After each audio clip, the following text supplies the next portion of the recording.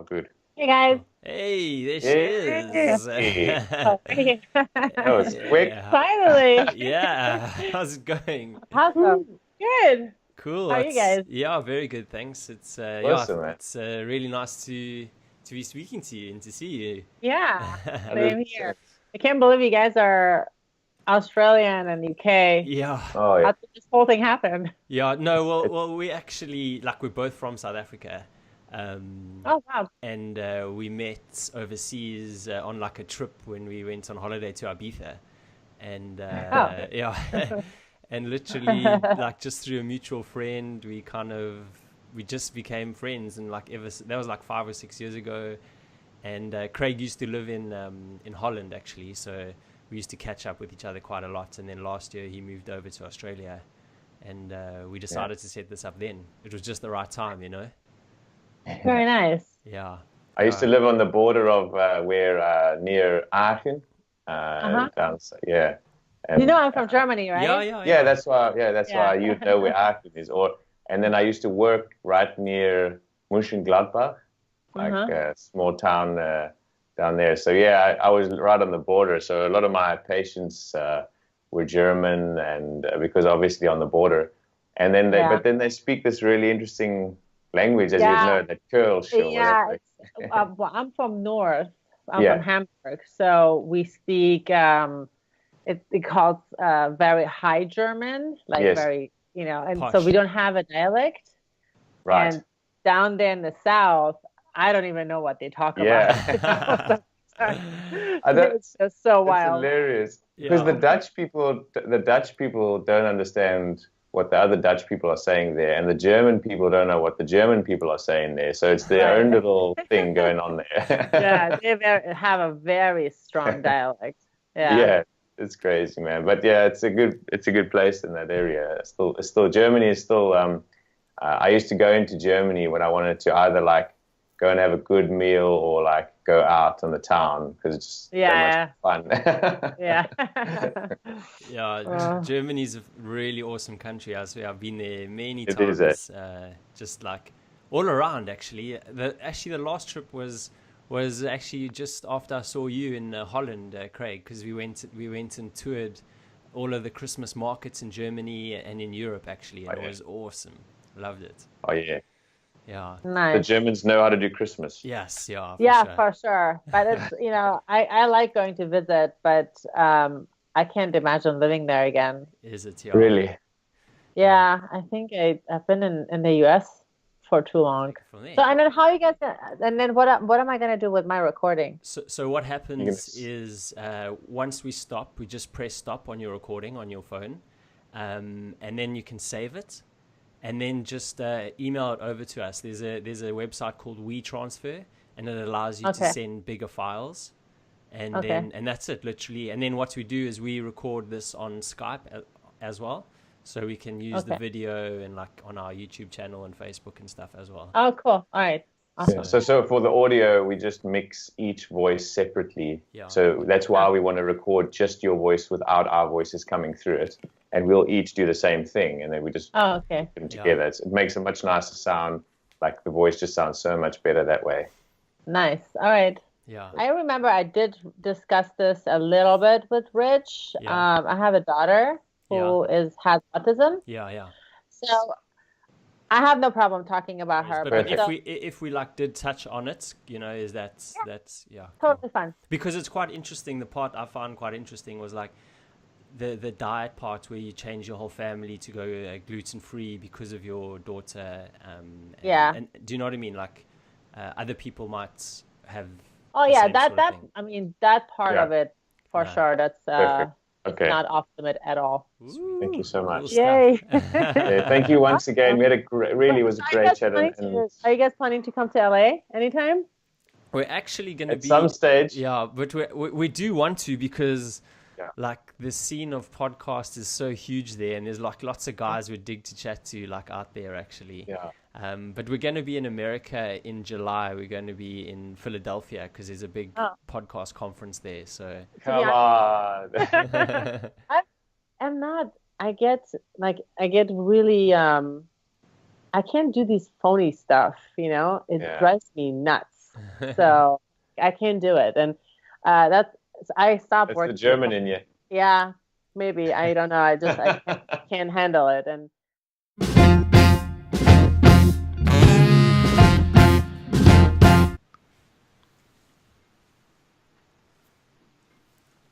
Woo, hoo, hoo, hoo, hoo. What's up, Gareth? Great, guys. How's it going, my man? Happy Monday. Oh, thanks, my man. Good morning to you. How's your weekend? Yeah, it was really awesome. Thanks, bud. Had quite a productive one, and then also had a good amount of chill time and relaxing in there. Last night we watched a movie called Fracture, and it had Anthony Hopkins in. And I tell you what, he is like one guy I've like always wanted to meet, and just sit down with him, have a kiff chat with him, talk about his life. And he just comes across as like such an interesting character, and I could also just listen to his voice. Like he's got such a great voice. And this week we spoke to a really great lady called Natasha Fett, and she's actually in that whole celebrity scene, and she's a personal trainer, and she's been training them for quite a while. How she got into that was like a completely sort of serendipitous way of, meeting somebody. And she was literally just at the gym. She had just moved to America, and she was training on like one of the cardio machines. And then this guy like walked up to her and just started chatting to her. And this guy happened to be a R&B singer at the time, and still is today. And that was it. That was like her foot in the door, and forever since then she's just been involved in that whole scene. Yeah, it's such an amazing story, and for so many reasons. She's truly representative of her brand. Like that wasn't the only time literally a celebrity came up to her in the gym and said to her, like, I'm interested in what you do. You look like you're just so switched on, and you look amazing. I want you to help me out, or the person that I represent will definitely need your services. Like it's just pretty amazing. And we should all just strive to be the best version of ourselves wherever we are, because people just gravitate to you. And I think that was sort of part of her message there. And she was truly, representing herself all the time. And that was what she does. She eats well, and she teaches others how to eat well and train hard. And she was clearly doing both really, really well. Yeah. And she does do it really, really well. And hence why, after one celebrity, then the next, and she just kind of, hung around those people now. And it's just such an amazing story, actually, coming all the way from Germany and now being over there in the States training celebrities. But obviously it wasn't all glitz and glamour, as life tends to be this way sometimes. She has been through some tough times, and her story involves a fair amount of perseverance, hey? Yeah, absolutely. Like you said, life is full of ups and downs, and we all go through life, and we make mistakes, or maybe a better way of saying it is we probably make bad decisions at the time, or we could have made a better decision at the time. And Natasha, like I guess, talks about a couple of them that happened to her in the chat, and obviously in her life. But the underlying theme of it is that, you accept the mistakes you've made, and you take responsibility for them, and then you do absolutely everything in your power to overcome them. You don't say no. You persevere, you put in the hard work, and that's kind of what helps define you as a person, and makes you, I guess, a better person, better version of yourself, stronger person, all these type of things. So I think now is probably a good time for us to hear what it's like for Natasha Fett to be ridiculously human. Hello. Here we are. You guys are. Yeah, I know, spot. as well. On mine. Have we? Yeah, it's classic. Righty-ho. Good afternoon there, Natasha Fett, all the way from Nashville, Tennessee. How's it going? How are you doing? How's your day going? Hi, how are you guys? I'm good.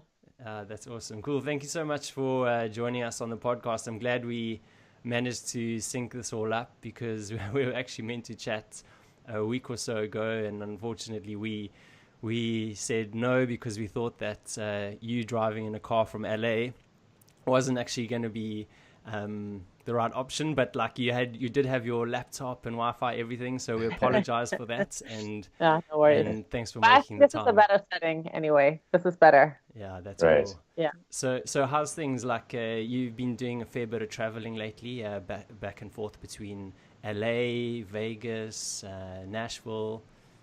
Yeah, I've been coming to Nashville quite a lot in the past, I would say 6 months. I find myself at least once a month here. It was supposed to be something temporary, and now it's I'm constantly here. It's like my second home.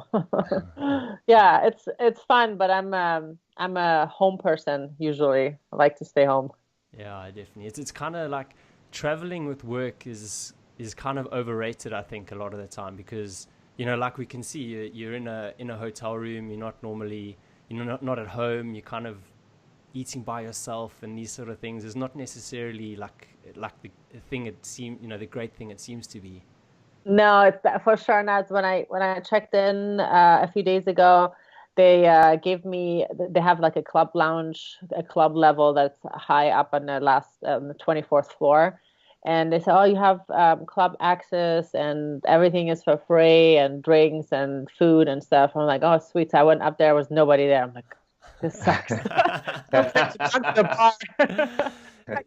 sitting here by myself. I don't care if it's the club level or whatever it is. Yeah. Well, it's so they made it so exclusive that no one came. It's so exclusive. It was about myself. I think 2 more people in this big place. You have like an amazing view of the city. You're just sitting by yourself. I mean, there's not even, when you sit at the bar, at least there's a bunch of people. Somebody comes and says, hey, how you doing? Something like that. But I'm a twin, so I was never alone. So for me to be alone is like horrible. Yeah, I can Wow, imagine. and you've got your family is not small either. So you're just used to having people around you. Yeah. Yeah, and so what is there any particular reason you're going back and forth for Nashville, or you have clients there, or is it something else? Yeah, so I have a client here who is filming a daytime show that is very, big and popular, and is going really well. And I consult a little bit here as well as a producer. So so I do the whole diet part. I go shopping, I make the food, and then we do the training a couple times a day. So yeah, it's my days in Nashville are definitely a lot wilder than my days in LA. Sometimes my days are like 12 and a half hours long when I'm here. Wow. Yeah. I guess you'd have to like kind of fit into their filming schedule, and like whenever they're ready for you, then you're like, okay, let's do this. Yeah. So when I start here, it's so early. So it's like 3 a.m. LA time. And I'm used to getting up really early, but that's very early. So I get up at like 3. I'm on the road doing things. And then I speak to my family here and there when they're awake. And then once they started filming, I'm off shopping, and, I have to find out where do I get stuff here, and they do have a few like good local organic stores, but it's just not LA. That there's not a lot around, and so I have to find my stuff and then cook, and it's like I have to just like drive around and first figure things out before I can actually manage setting up a meal. Yeah, of course. And just a little bit about Nashville. Like we chatted on email, and like it's a real music town, and especially like country. I'm assuming. Yeah. What is it like? Like, is it literally on every street corner? There's like. It starts at the airport. Wow. You like literally walk out, and come to the baggage claim, right before you get to baggage claim, there's people with their guitars, and everyone can sing. Like everyone in the city is talented and can sing, has an amazing voice, and there's country music, and in the Uber there's country music, and anywhere you go there's country music, and I'm a huge fan of country music. So I get to enjoy it here because I'm not allowed to listen to it at home. Nobody likes it. Rightly so, Yeah. No way. What do you mean? Country music rocks. I love country. At home, my kids and my husband, they go like, "Oh my goodness, here we go again." They just can't stand it. Yeah. Yeah, that's classic. But talking about finding the right stores, what is your process of like vetting the right kind of stores, or do you just literally just find the closest one, get onto Google, or do you like end up creating partnerships, I guess, with people that you usually utilize their services kind of thing? So it's difficult to partner with anyone for these type of services because they're not big enough. There's usually one individual most of the time. And so let's say the client will fly me in. I come here for a certain amount of time to just set up things for like, let's say 2 weeks. It's not regular enough to create a partnership.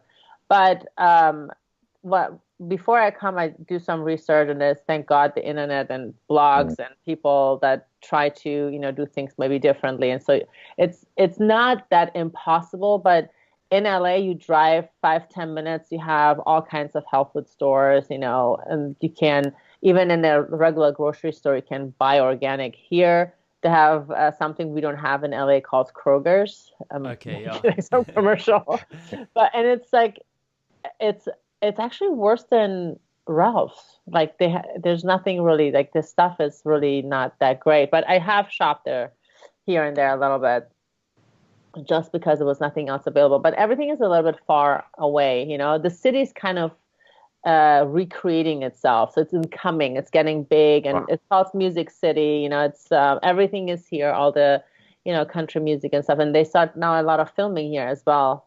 Okay, cool. Yeah. I bet in like 4 or 5 years, this is going to be like another super hip, cool town. Yeah. Sure. I have a friend who's married to a big country singer, and they live in Nashville. While we're on the call, I'll find out what his name is and see if you actually have heard of him, because there's two brothers, and but I can't remember now off the sort of back of my head who they are. But they always see their photos in Nashville, and they're always playing like in all the local bars and at big events and stuff like too. So there's I'm in downtown, and literally few minutes walking is downtown Nashville, and all the, I forgot the name, what they call these bars, honky tonks, I think they call it. So it's so wild. There is like a concert. It's like a concert. Like they have a full-on setup in every restaurant, and everybody's amazing. Like wow, crazy talented. Yeah, that's so cool. Like So- I love music. Like music, I don't know, there's something about music and human connection, the two just go hand in hand, don't they? Yeah, absolutely. I love music. Yeah. And Helped us through all kinds of stuff. absolutely, yeah. And we can relate so many like experiences and memories to music as well. Right. Yeah. I agree. Yeah. So just to give the chat a little bit of context, one of my favorite podcasters is Rich Roll, and I've listened to him for ages, and so has Craig actually. And you were, I think, the guest 20 on Rich Roll's podcast, which was a few years back, like probably 2014 or around about then, or maybe a year later. But something around that time. Yeah. So do you know Rich? Like, do you have a relationship with him? Yeah. So my relationship with him really developed after the podcast. I met him through a client who was a friend of his, and he's actually from Australia. The client is Andrew Gunsberg. Yeah. And I think he does shows that are similar to Bachelor. Yes, he does actually. Yeah. That's right. Yeah. And so he introduced us. I was training with Andrew and doing his meals when he was in LA, working, I think, with Paula Abdul at the time. Oh, cool. And so, yeah, he introduced us. And then he asked me if I would want to do the podcast, and we did. And then we got so carried away. It was supposed to be about something completely different. Not really, but then it became this whole family and kids and, so it was, we both have 4 kids, and we live really close to each other, actually. Same town. And and then we, stayed in contact ever since. Oh, that's so cool. Is he story. like as cool as he is in person? I mean, I was fascinated by him and his family. Like they exactly do what he talks about. Like they really live that. His wife was making. I went to the house once for something else, and she just popped out this amazing dish that looked so beautiful, and her food looks great. And I was like, wow, usually you do that when guests come, but they have like a really cool lifestyle, and everybody's on board. That's how they raise their kids. So I thought it was, fascinating how they work with each other, and he's a pretty cool guy. Yeah. Their relationship, that it seems, when you listen to their, live events together, or just any kind of event together, they hold each other super accountable for stuff, and they don't let each other off the hook, and and it's really like, go. yeah. That's the way to go. Great. Yeah, really cool. And so, as part of the podcast, we love to find out about our guests and, where you came from and, what your background story is. And obviously you've been based in America now for the last sort of 13 or so years. But you're originally from Germany, hey? Yeah. Yeah. So I'm originally from Germany. As a little girl, I used to come and visit here every year for summer. And I thought this was the coolest place to be. Like, that was my total dream. And as a teenager, I would still come every summer, visit my uncle, and I would be sobbing before I go back. Please, can I stay? And I'd do anything. And he goes like, no, you have to go back, and you have to finish school and all that stuff. And so I always wanted to come here. And but after being a teenager, I started working. So I kind of got established in Germany. So it was just difficult to, leave. And I had a little daughter at the time. She was just 3-4 years old, but at some point my marriage didn't work out, and I got a divorce, and we're on great terms, but I kind of needed a new start. Like, okay, that's it, so I'm just going to go to America. And I literally really naively packed my stuff and came, and thought I'm going to make it. So and you did. Wow, the first years, I was like, I called my mom to come because I was so sad and so alone. I was like used to. LA is so big compared to where I'm from. Where I'm from is like a tiny little hole, compared to here. You drive 1 hour, you're in a different, state. You're out of Hamburg. You're somewhere else. So here you drive 3 hours, you're still in LA. So it's huge. And so I moved with my daughter, and I couldn't figure things out. Everything was a lot harder, being single mom and having to go to work and having to take care of my daughter and all that stuff. So I called my mom and was begging her to come and stay and help me. And so she did. And that's the first 2 years were kind of awful. Yeah. Moms are pretty amazing like that, though. Let's be honest. I mean, I don't know if to be honest, I was just too stubborn to throw the towel and be like, okay, I did go back, and everybody said, oh, so what happened? it didn't happen for you. Oh yeah. And but I was like debating with myself every day. Do you really want to live like this? I was like, it was really different than what I was used to. And, I had a degree and now I'm living in the ghetto of Santa Monica. I was like, what am I doing? So yeah, it was wild. But there's there's a bit more like of a story to that, like you were already in Hamburg, and you were working as a sort of fitness trainer, from what I know, helping out the Hamburg soccer club. Is that right? The football team? Yeah. So I was on the team of the physical therapist, and would do conditioning as well. And I was pretty established in Hamburg, working as a fitness trainer and coaching classes, and I lived really good. I had a pretty good life, and I just always wanted to come to LA, and so when I had the opportunity, I was like, okay, I'm going to do it now. And then I was there and I was like, oh, this is not like, I had such a good life in Hamburg, and now everything is different, and I have to like really build from zero. And at, 26 years old, I was a little bit spoiled. Isn't it interesting though, how that all works out? You had this feeling of wanting to go. You had to do it. Like you wouldn't have been true to yourself if you hadn't. Yeah. And those super tough times obviously make you who you are as well, Yeah. So, but you kind of find that out afterwards, because when you're right in the middle of it, you just doubt all kinds of things. But I'm such a passionate person, I just can't help it.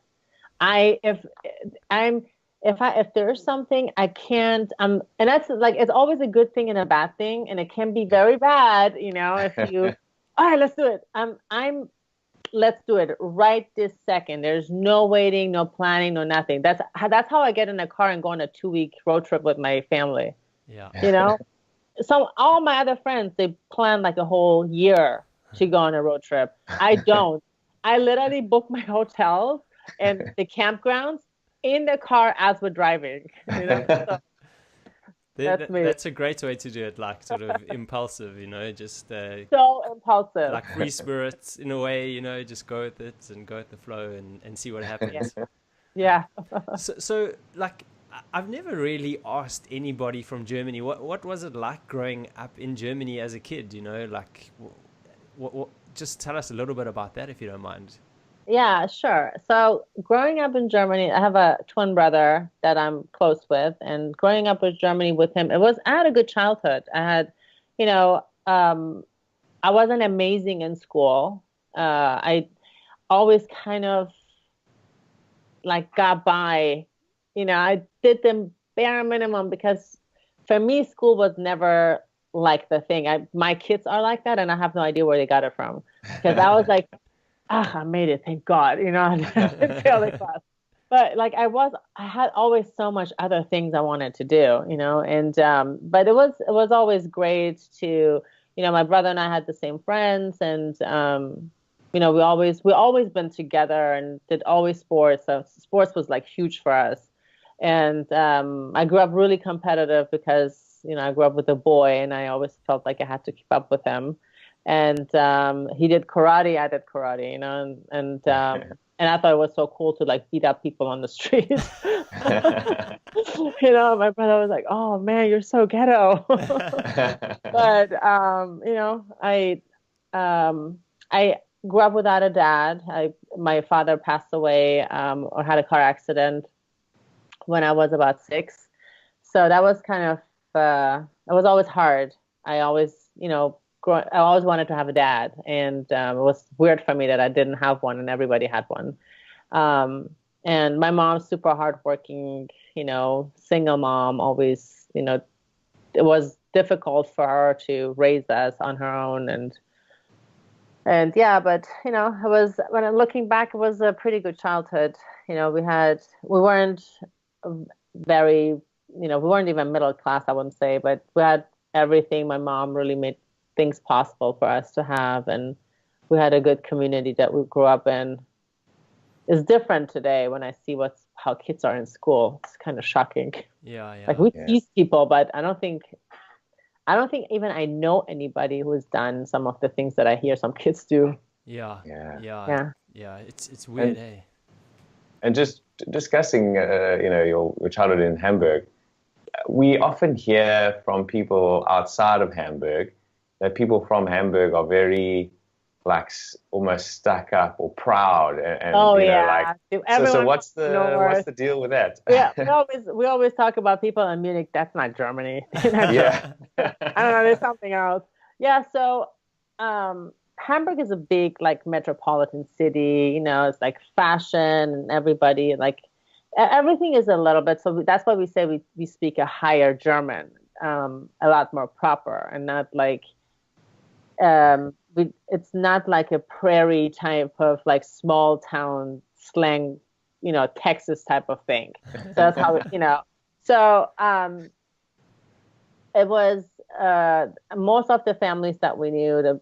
I grew up only with Germans. There was not a lot of immigrants at the time I grew up, and Germans in Hamburg are very proud of where they're from and their traditions and all that stuff. Yeah.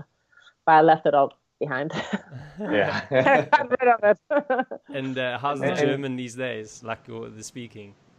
I speak, I work with German television. So I almost daily actually speak German because I have either a conference call, I have to constantly write emails. And so my German is pretty up to where it needs to be. Ah, cool. And your kids, do you speak a bit of German to them? I mean, I can do a better job.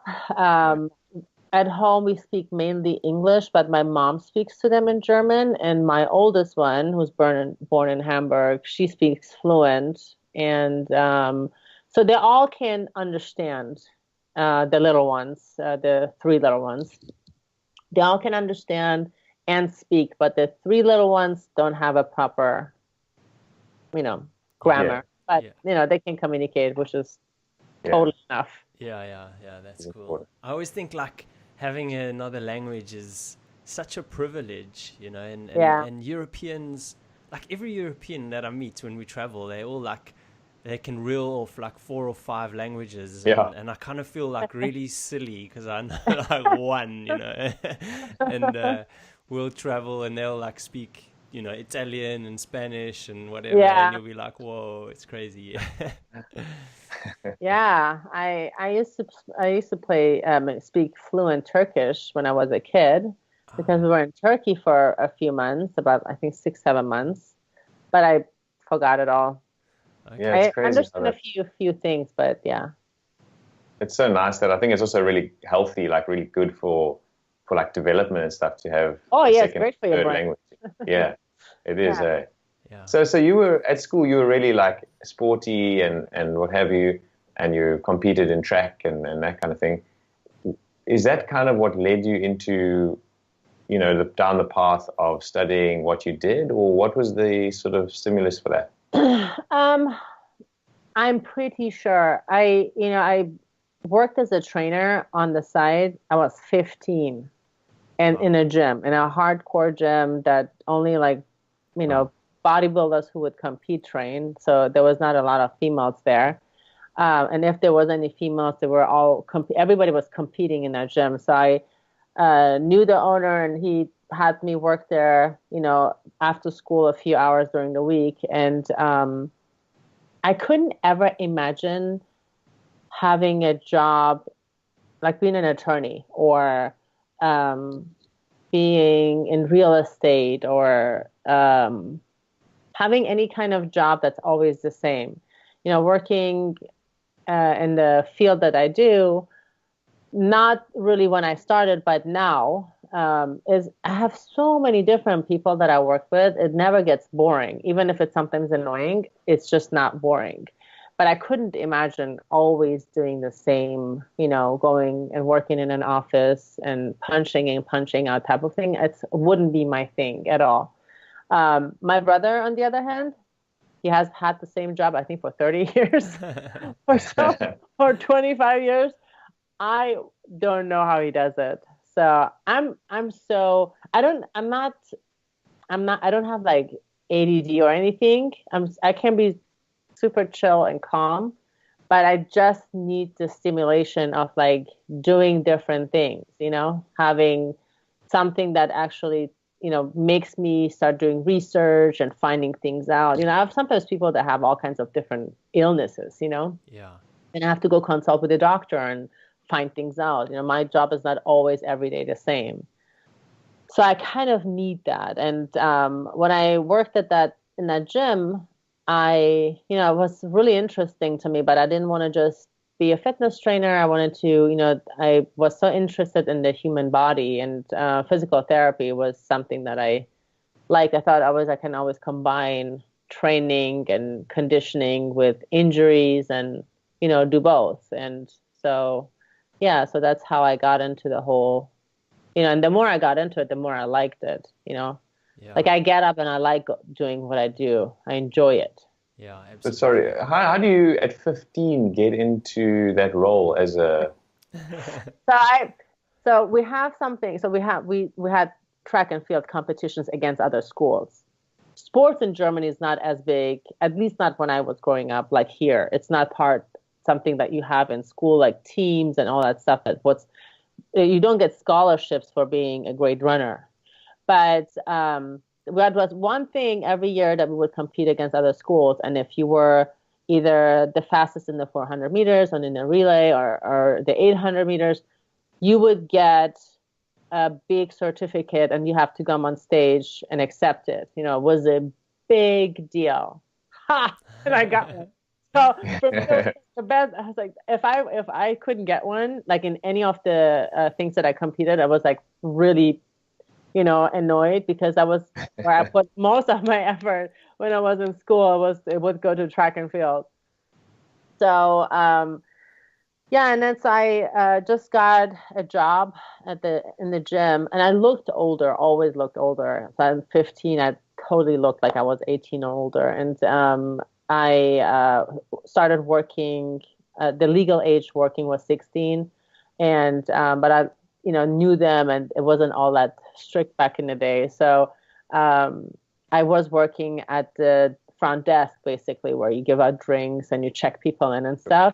And from there, it kind of developed into the whole, like, training some people, because you train yourself, people see you, and, and that's how it got to the whole thing that I would, train people there on my, time off school. And yeah. Yeah. Totally not licensed to train. Yeah.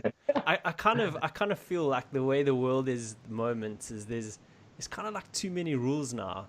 Back in the day it was just that little easier, and you could kind of get away with a bit more, and it was just better for, I don't know, just like, yeah, but humans. How it is with the rules. Somebody messed up something, and then the rules had to come, because nobody. So most of the time, that's how it goes. That's why we have stop signs, because people just don't let other people pass. Yeah, exactly. So when one of the things that you did is you were training the football team, and then one of your interests was in their time off. They would like basically put on weight in off season, and you then started helping them like with their diets and cooking and stuff like that, which I think sounds like a kind of trajectory to kind of take you to your next level and what you were going to do. Is that right? Yeah. So during season, because you train all day, basically constantly, there's training, there's conditioning, and there's weights, and they have things scheduled all day long. And then off season, you still train, but not as much, because you allow your body to recover, but you eat the same way, same thing you did when you were in training. So they start gaining weight, and then when they started back up again, they had to focus on it. Would be just harder to then. Now they have to have a strict diet and they have to train, so it would take them a good 6 weeks to get back to where they were, and then from there to start the actual training. So it's a kind of a waste of time for an athlete who needs to constantly be on it. So you would give the athlete a diet plan, like you give a client, that helps them to keep on track and eat portions and eat healthier. But then the athlete has to actually get up and prep it. And then that's where everything falls apart, because nowadays, especially, everyone knows what to do. You know, most people are educated enough, but then we don't have time to do it because, you know, it can be all kinds of things. It can be just work days are so long, or you just, you know, you're done. You come home, you're done. You don't want to cook for 3 days. Yeah. So then I, you know, started incorporating the whole meal thing into the training, and that helped a ton. And then, you know, I kept it that way until I then even came here and continued with, you know, if I take a client who has to be in a certain place with his body and look in a certain way, then I would do the whole thing. I don't even do anymore. I would train with the client and he gets meal delivery from somewhere else. I need to know where everything is coming from. You know, because most of the meal I actually just tried one and it sounded so great. And then I think after 2 days I was like, oh. Yeah. Exactly. And, yeah. And when you say, sorry, like that people these days are more aware of food and what to eat and stuff, do you really think like that is the case? I don't know. I just find that still people are pretty ignorant and not that well sort of researched when it comes to it. It might be even a little bit premature on my end because I so much see in LA how people are educated, but then I travel to Georgia and I'm like, wow, really? So it's true. There is definitely still people out there that, you know, common sense, what makes sense for us, if we see a meal, let's say it has canned corn, which is like really sugary. So canned corn and those wobbly green beans that comes from a can and some mashed potatoes and chicken. That's, people in Georgia would say, this is really healthy. I ate a bunch of vegetables. But then that's not really considered vegetables. But if I want to eat vegetables or, you know, so for sure there is still people, especially in the Midwest and, you know, that are not as educated. And I made that, I did have that experience when I was traveling back and forth there to, you know, do some of the diet and stuff. Yeah. But you definitely, in this industry, you're up against a lot because, number one, it's not just the education, but it's also, even if you have facts, like you said a moment ago, facts don't necessarily change anything. We all know that smoking is bad for you, but people still smoke. So, like, there has to be more to it than just the, let's give you a bunch of facts, don't eat this, don't eat that, it's bad for you, it's bad for you. And so I guess, you know, and we'll get into it later, some of your ways of getting people to make small changes and incremental changes, I think is so valuable because the facts in and of themselves aren't enough for people to actually make meaningful changes in their diets, you know? Right. Yeah, so it's true. We know certain things are not good for us and still, you know, we can't help it and we can't break the habit and we keep doing it. And unfortunately, there's like so much, I mean, just even driving in Nashville, stuff is so cheap, you know, it's so cheap. It's unbelievable that you can get that much food for $1 or $1.99, you know, and I'm not exactly sure where the answer to that is. Is it just more convenient to buy it and stop by in a drive-thru and get that? Or is it really that people don't have money? But I also don't agree with the whole thing about eating organic food is something that you can only do, or healthy food that you can only do if you have money. I don't think that's the case. I think there is ways to eat healthier, and even organic. Yeah. we don't need that much food. We don't need to eat that much.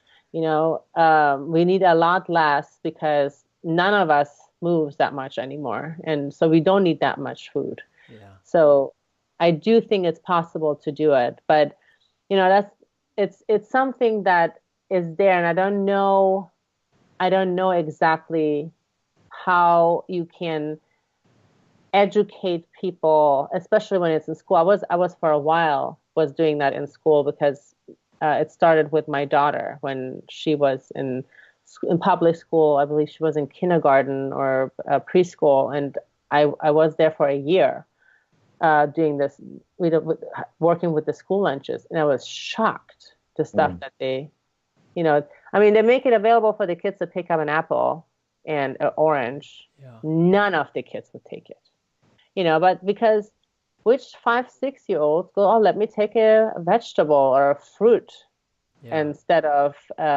chocolate milk. No kid will ever do it. So it can't be available to them, period. You can't have it out there. So I'm not sure where the answer is to the, education part of it, where it starts, especially with adults. Yeah, it's a very tough one. I entirely agree with you. And it's so funny that you said the cost of food, because I was literally thinking about that today. I just went to my local farmers markets, and I literally bought 2 massive sinks full of vegetables for £20 they'll last me, no jokes, for like 4 or 5 days. And right.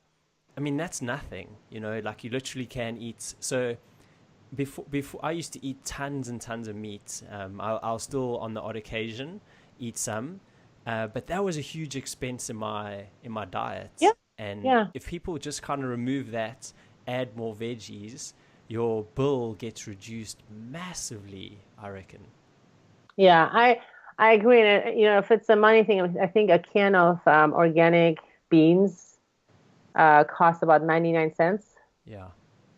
I mean, if it's really to me, food is not. I don't need to have a beautiful play where I go, oh, today I don't know, let me throw a restaurant like Mastro's. I could not care less about any of these like fancy places. And I mean, it's nice to go out. How many times as a kid did you go out when you were growing up? Like, how many times did you go to a restaurant with your parents? I don't even remember. It was a treat. It was a treat, like once a month. Exactly. So, and you do these. And as an adult, this should be something that it's you do it sometimes as a being out with friends. It's like a social thing, but it's not a stomach stuffing thing. You don't you just go out to have fun with your friends. For us, sometimes when we go out, we eat at home, and we just go out for drinks with the friends, because by the time as much as I am out, like when we went to Vegas, we actually ate before we went to the event. And when we were there was like so much sushi out there, and I was like, ew, I don't know how long that's been out there, Yeah. So we had a few glasses of wine, and that was it, So I don't even go out for food. And I realize people are not always like that, and it's such a rude, like, it's a whole setting with like getting dressed up and having a nice meal. Everything looks pretty. But then they show up Monday morning at 6 a.m. and they wonder why they don't fit into the, So you have to cut it out somewhere. I'd rather look good than fit in. Stuff my face. Exactly. I'd love to just dwell on the food thing a little longer while we're here, especially with kids. I know that a lot of people have concerns about vegetarianism and veganism when it comes to kids. Like it might be something that they think, oh, this is pretty straightforward for me because I can kind of experiment on myself. I can see how I'm feeling, etc., etc. But suddenly when it's your kid, you think, sure, but are they getting enough nutrients?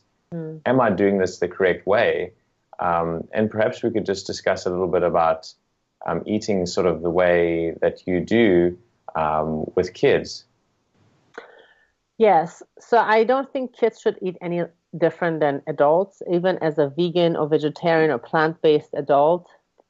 I knew a ton of vegans that were awful, super unhealthy, and didn't feel good. Face color was awful because, especially being a vegan, you have to be very selective about the stuff that you eat. You can't then, especially then, you can't have any refined foods and high starch. You have to be very, very high and nutrient dense. You can't just eat whatever, And a lot of the vegan restaurants have, substitution meats, and which I think I really think if you go vegan, it better be beans. Have lentils, beans. So substitution meat should be really something that you have on occasion, but not something you shouldn't be living off of tofu as your meat substitute. But I had a client who was a competing cyclist from Arizona, and he came out to LA to see me, and he was really pudgy. And so someone who does competitive sports and that's cycling, and you're on the bike for 4 to 6 hours, my expectation is, really completely dry. Someone who is ripped. Yeah. So this guy he was kind of thin, but very pudgy. Skinny fat man. Yeah, and then really almost like a woman, pudgy everywhere. And I was like, I couldn't figure it out.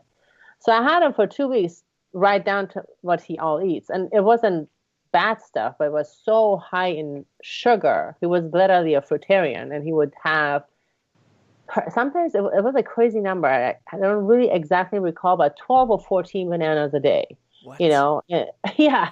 I was like, oh my God. So, and then plus mangoes and, making constantly shakes and peanut butter and all that. So I was like, so when do you actually chew food? Like, how is your digestion? Yeah. When do you, but how do you do that? So cut him off of all the fruits. He could have only one banana a day. And then said, you need to have actual food. So grains and, lentils and veggies, like actual things that you chew and your body can actually use. So be done with the smoothies for now.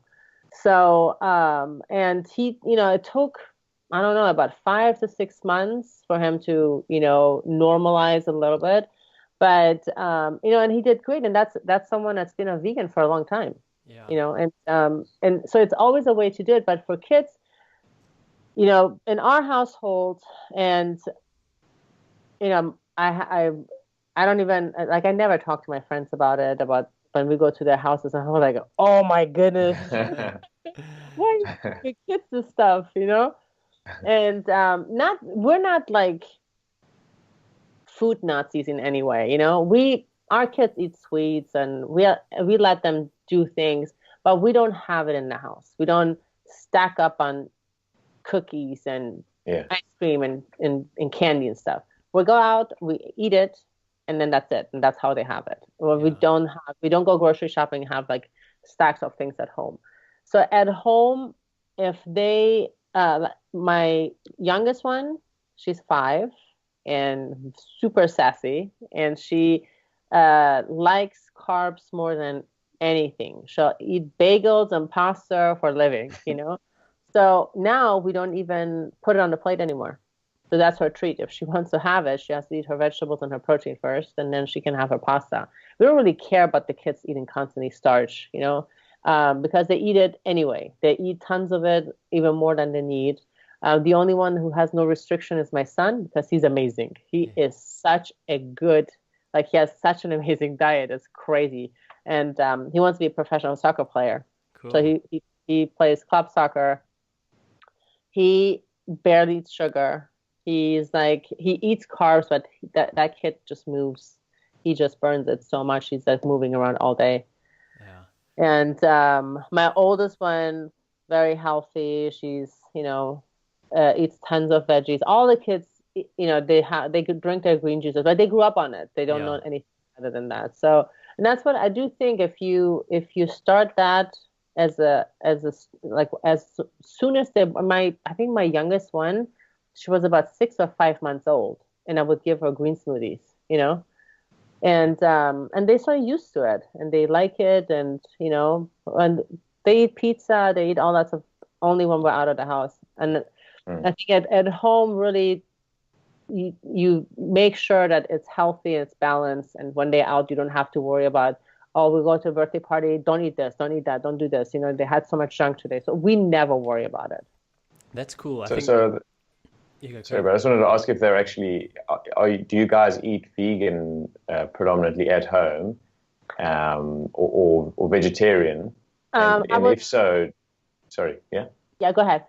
I was just going to say, if you do, then like you were saying, you're not super strict on the kids if they had friends or whatever. Then, and likewise with meat, if you're at a mate's place and they make food, do they have? And yeah, so most of our kids' friends really don't eat the food at our house. They don't really eat unless you order pizza. So they usually go, I'm good. They don't. It's too colorful, I think, So, yeah. So sometimes they just have some rice or something, but they don't eat the rest. With a lot of the kids are vegetarian. They don't eat much meat, especially the little one. I always think if they don't want certain things, they shouldn't have it. So if they don't not into it, that's totally fine. So she was never I don't think she liked the texture of chicken, or, she would never touch a steak. So she likes to have grains. So we always make sure that she has whole grains when she eats them. And then she likes beans and lentils that she just eats with her finger. My son likes to have chicken. So if he asks for it, we make it for him and he has it. My oldest one doesn't touch any meat products at all. Anything, no eggs, no nothing, no milk, no cheese. My other 12-year-old, my daughter, she's has very funny taste buds. So she has most of her fruit is frozen. So she doesn't eat just cut up fruit. So it has to be frozen. So her taste buds are a little bit different. And so she, her favorite thing to eat, and she always eats the same thing most of the time. It's the same thing as lentils and rice with dill. So she likes that. Nice. So she's pretty one-sided on her diet. Yeah. I think that's like what you said. There's some important habits that you can sort of have in your life when it comes to food, and by not having, say, junk in the house to eat is a great one, because then you're just not tempted. And like my rule, I guess, here is if we want to eat something, we have to make it. So you if you want a cheesecake, you cannot go out and buy it. You have to make it. And the reason behind that is, one, you understand, you get a bit more of a relationship with food. Two, you understand how long it takes to make. Right. So you don't want to make it that often, because it's it's quite a process. Right. And then, that's just, I think there's a good habits to have. I see that with my oldest one, because she lived that lifestyle. She's now almost 21, and I see how she preps her meals for college. So she lives at home, but she makes her food, her own stuff, everything that she takes with, because she sometimes has school from 9:30 until 6 p.m. So she's not home at all, or doesn't get to leave campus, or if she does, it's just the options are not great. And I remember that I had with her struggles for example, okay, you can't eat this, Sharon, because this is, you already had X, Y, and Z, so this is it, so you can't have any more.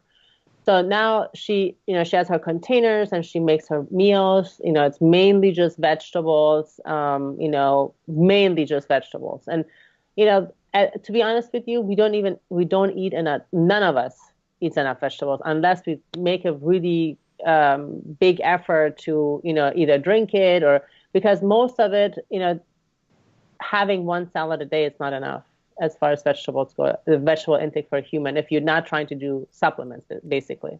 So, I see it with her. Nobody has to tell her eat healthy, and I don't know a lot of 20-year-old girls that don't gorge on junk food, and she just doesn't, she's preps her own stuff. She, eats super healthy. She drinks a ton of fluid, and I think that like punching it into her head for the past years kind of worked. Yeah, that's so healthy at that age to have those kind of habits instilled in you. It's really commendable. I think when I think of the fluids I used to take in as a student, they were definitely a little different, and I didn't really think about food prep and stuff. So that's really cool to hear that people actually do that kind of thing. So we've touched on like a certain population group, let's say kids, but there's another sort of group, let's say in inverted commas, a group of people that you also work with, and that's celebrities, and we obviously that's just obviously an area that perhaps Gareth and I don't know a lot about, and perhaps we can just sort of walk into that a little bit, and you can give us a bit of information on how you got involved with sort of the celebrity training, and also we'd love to know a little bit more about, what are they like? Is it tough working with them? And a bit of information around that. So, but give us the journey into actually training your first sort of celebs. Yeah. So it was a very unplanned thing. I didn't have an agent or anybody who kind of like started it. I had just moved here and was at the time still living with my cousin in Woodland Hills. And I went to a LA Fitness and was on a elliptical, and some guy looked over to me and smiled, and I was like, wow, that guy looked like Brian McKnight. And if you guys know who that is. Yeah, he's like a rap star, isn't he? Oh, he's an R&B singer. R&B, sorry. Yeah, like he does like love songs, Yeah. And me when I was like in my 14, 15, 16, I loved him. Wow, that guy looks so much like Brian McKnight. So then he walks over at some point, and I had my headphones in, listening to music, and he goes, "Hey, how you doing?" And started like a little bit a conversation, and I was like, "Good." And he said, "My name is Brian." And I was like, "This is so weird." Say what? And I couldn't exactly say he was Brian McKnight, but he to me it just looked really much like him. And I said, "Are you that Brian?" And he goes, "Yeah." Wow. Wow. I was like, wow. Usually I would probably like completely scream around and be like, "Oh my God, that's Brian McKnight." And and then so we talked, and he asked me what I'm doing and stuff like that. So when I train on my own, I get that tons that people talk to me and ask me if I'm a trainer, so I talked to him a little bit. He goes like, "Okay, I want to hire you." So he hired me, and we trained for a little bit, and I did a few events at his house, like cater events where I cooked there and set things up and left. And but that thing went at some point. Yeah. I had to kind of step back. It was getting a little bit unprofessional, and not on my end. And so we still talk. He's married now has a beautiful wife, and but that was shortly after his first divorce, I think, and I think he was a little bit wild in his head. And then then I guess my big breakthrough with celebrity clients was I was pregnant with my twins, working out at a gym on a spin bike, just on my own, and just doing my own training. And some girl came over to me and she said she was like, oh, what do you, like, this is so cool, and you pregnant and this and that. And I said, yeah, I'm like about to pop, so I'm trying to kind of keep fit before these kids come out. And she goes, oh, and she would like to take my number and for her boss. So never heard from her again. I gave birth to my kids, and I don't know, I think my kids were 5-6 months old. I got a text message from her asking me if I'd be interested to meet with her boss. And then she told me who her boss was, but I was so new here, I had no idea who that was. It was Josh Duhamel he was at the time on the show Las Vegas. Okay. And she was like, yeah, he's on the show. And I was like, I have no clue. I have no idea.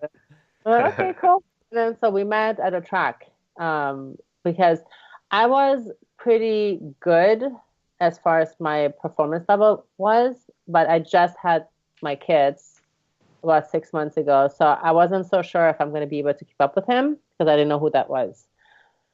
So I was like, I'm going to meet him at the track because for sure I can do a sprint. That's what I can do. So I met him at the track with his assistant who had my phone number. And we did a training, and it was really good. And after we were done with the training, he pulled up, I don't know how many $100 bills. He was like, so how many sessions is this going to buy me? And I go, let me send you an invoice. And did you know who he was at that stage? Sorry? No? I had no idea. Classic. I wasn't really familiar with the actors that, here. So I had no clue who he was. And but you knew he was famous at this stage or not? No, not even. I mean, I saw him. He was a super nice guy. He's a really nice guy. And, to me it was like, oh, finally I have a job, like a real one. And sure. So yeah, I started working with him, and he kept telling me I need to meet Ferg, and I didn't know who that was either. I know the Black Eyed Peas were. I swear I didn't know. Oh. And so one time he brought her, and he asked me to stay with her because they weren't at the same level, and we were training together.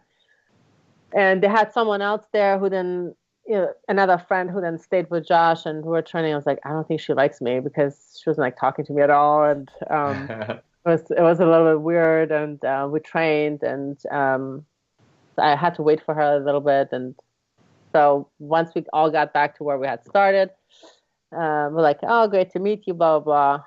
And then I was like, well, I guess maybe she didn't like it. And and that thing, I'm not sure if it was that afternoon or a day later, I got a call from her assistant saying that she wanted to hire me exclusive. Wow. And to train her every day, basically. And wow. I go, okay. So that's how it basically started. And Fergie was amazing with promoting me. Like there would be paparazzis everywhere. And she didn't even know my last name. She would be like, what's your last name again? And then and at the time my last name was Kufa. And she goes, so she would yell out to the paparazzis, "This is my trainer, Natasha Kufa." I'm like, oh my God, wow. what the heck? It's massive. So, yeah, and so then all of a sudden I was like in magazines, and then from there it was just, then I got Matthew McConaughey because I was in a magazine. So, wow. And what are these people like? They seem like such cool people and everything like that. And what are they like to train? Are they as nice as they come and seem? Everyone I have worked with, and I had only one person that was a non-celebrity that I actually quit on. Everyone that I have worked with so far, I've been so lucky. Everyone is super nice, and it's easy to be around them. And I mean, with Fergie, she was so in love with my son at the time. He was, I don't know, 3 or so. And my son thought he's Michael Jackson, and he would run around in a suit. And for like 2-3 years, he would run around in a suit with a hat on, and he would do Billie Jean.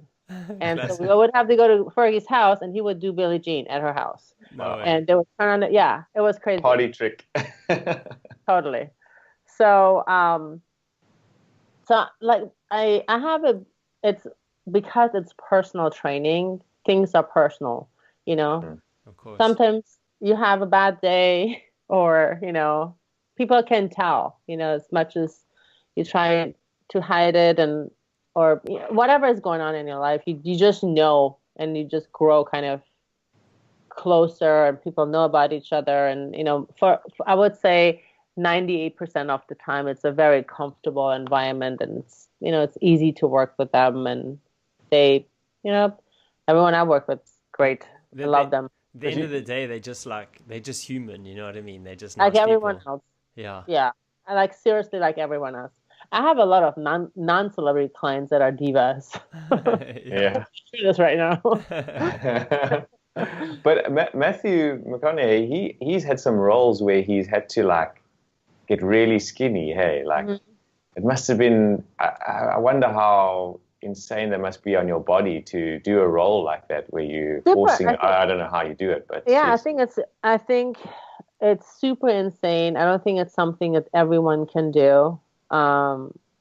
Maybe even, you know, you have to be in a certain stage in your life and in your mind to be able to do it because it's very difficult to hunger yourself down to that. And the recovery is really hard too. You can't just gain it all back because you do lose a ton of muscle mass as well.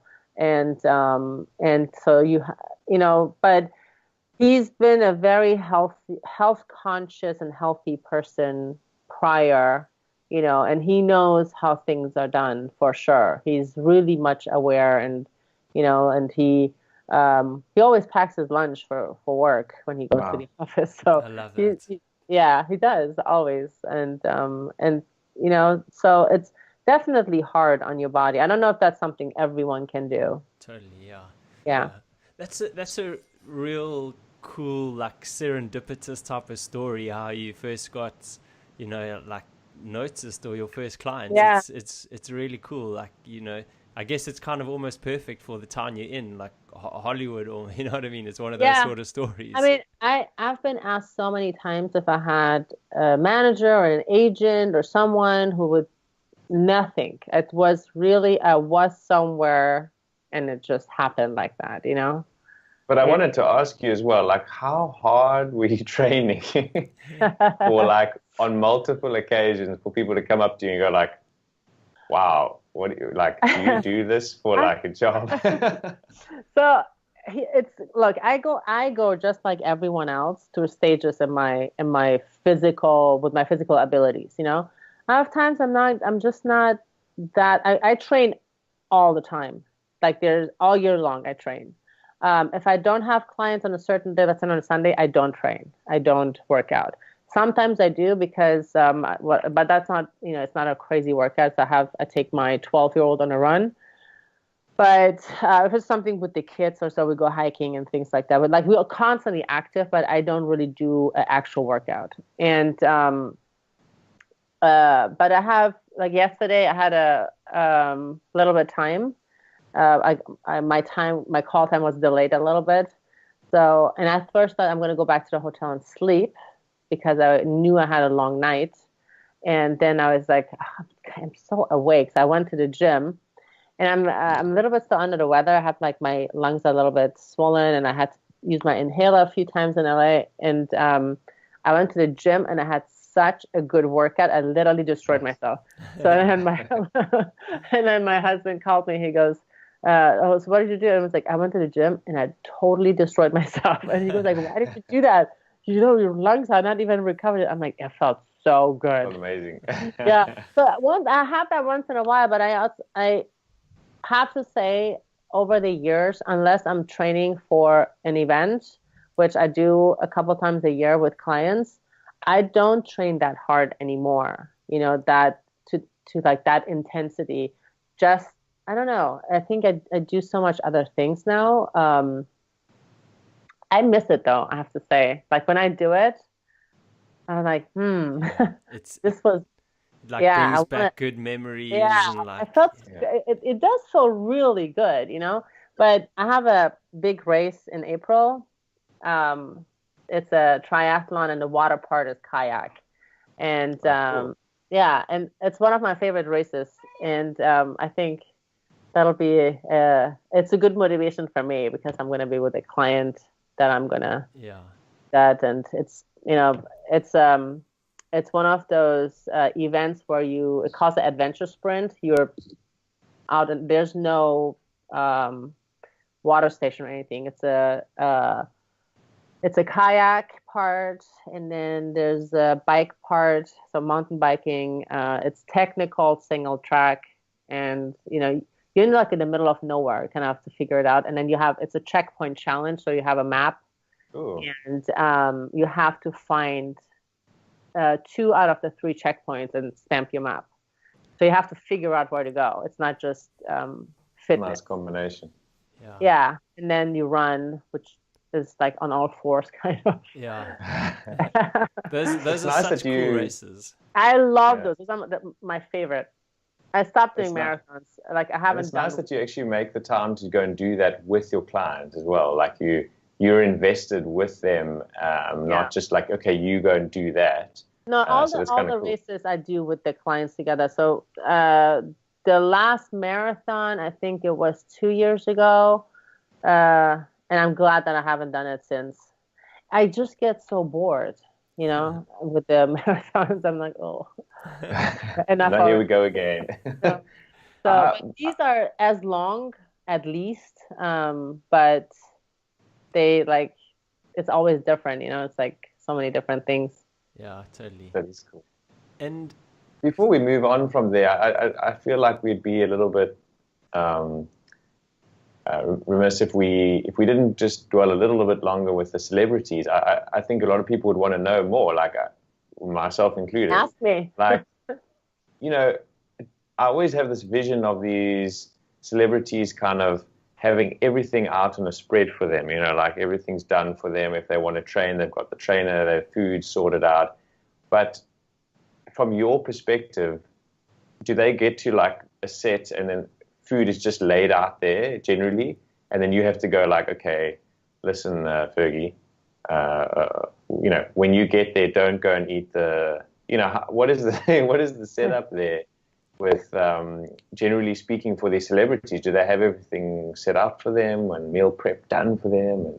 Yeah. So one thing I have to say, it's easier to, you have so much more available to you because it's financially easier to afford. It's not cheap to have a trainer, even if you have a cheaper trainer. It's an excessive expense.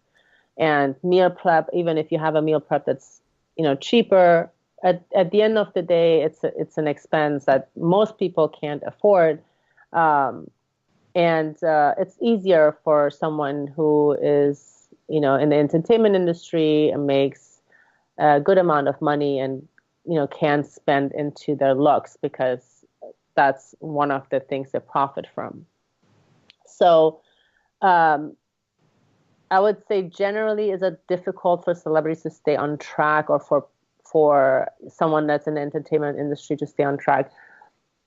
For some, not for Fergie. She's really disciplined when she is on, like when she is, and she's super, super, super disciplined. Like she would, eat her meal plan and exercise, sometimes even come back and exercise again, if that's something that or do dancing, if she has to perform or do something that, I can do, then she would have a dance coach come and do certain things. So she's for sure one of the more disciplined ones.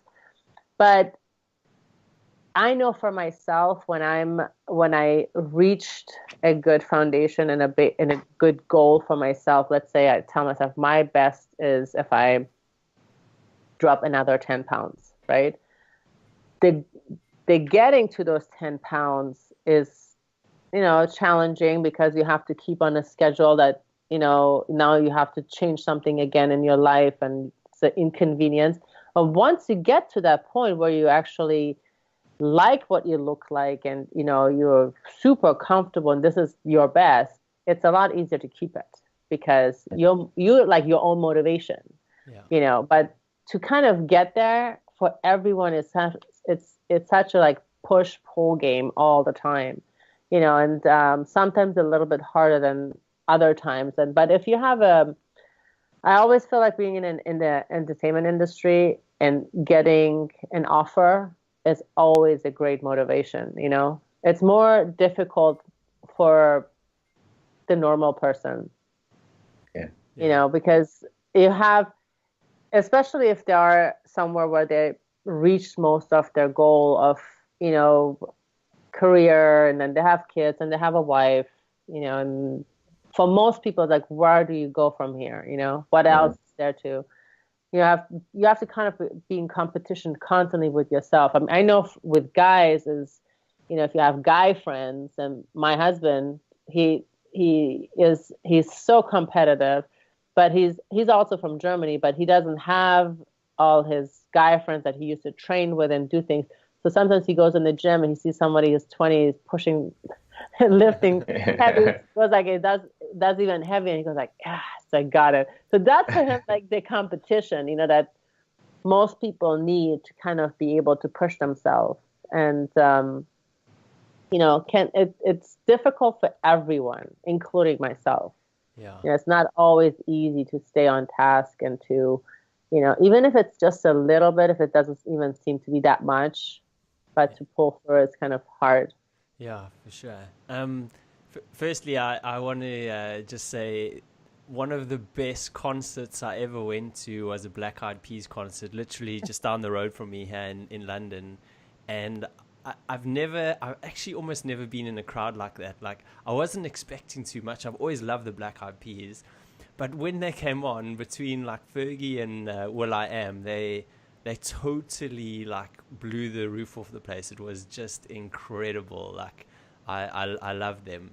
And yeah, she's incredible on stage. Like, really is. Yeah, I mean, she must have an awesome personality and just be like such a fun lady, I can imagine. Yeah, she is very nice, very generous, and for sure she's been like crazy generous to my kids. She's invited my oldest one at the time when she started her Duchess album, the first one. Yeah. She literally invited her constantly to some concerts. I'm like, okay, Sharon, it's enough. They're all the same. We're not going to one more. That's so cool. One more. Yeah. So just to backtrack a little bit, right? I think it's like an interesting story when it comes to your time, like when you started in America. So you've obviously come over as a single mom. You didn't really like have a kind of job set up there, and I don't know how financially stable you were, but you got your first role with Brian, and like at what point like do you say meet your husband, and when do you kind of like feel that life sort of starts getting a bit easier for you? Because moving to another country is never ever easy, and like you said, those first 2 years were tough for sure. So when I moved here, I had a contract and was working for a gym. So I was recruited and I had a working contract and a visa. So I didn't really blindly move here. And when I was here, so I already had met Brian and I was still working for that gym. And I was single and had not met my current husband. And I became pregnant with the twins. Wow. By someone that I had met, and ended up being like a crazy situation, big mistake, all that, all that stuff. And so I lost my contract because I got pregnant. Wow. And so my contract was terminated, and so was my visa. No way. Wow. Yeah, it was horrible. So, and I was debating what I'm going to do, and I didn't know I had twins, and I had kind of for a split second the thought of my mom. My mom immediately had said, she was like, "You can't keep them. Or you can't keep the baby. You can't." So And I went to see, what the options are. And in that appointment, they told me I have twins. I'm like, I can't do that. Yeah. That's not possible. I'm a twin. That's a sign. I can't do it. So I walked out, and then my visa and my contract was gone. And I was like, okay, I have to figure this out. And so I was, working with Brian for a little bit, and